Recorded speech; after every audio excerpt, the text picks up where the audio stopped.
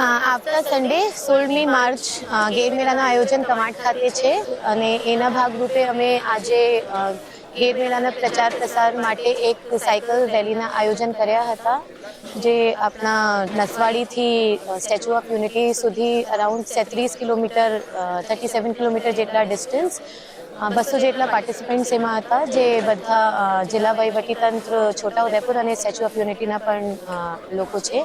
એના માટે statue of unity મારફતે સાયકલ આપવામાં આવી છે અને એમના સંપૂર્ણ સહયોગ અમે લોકો મળ્યા છે.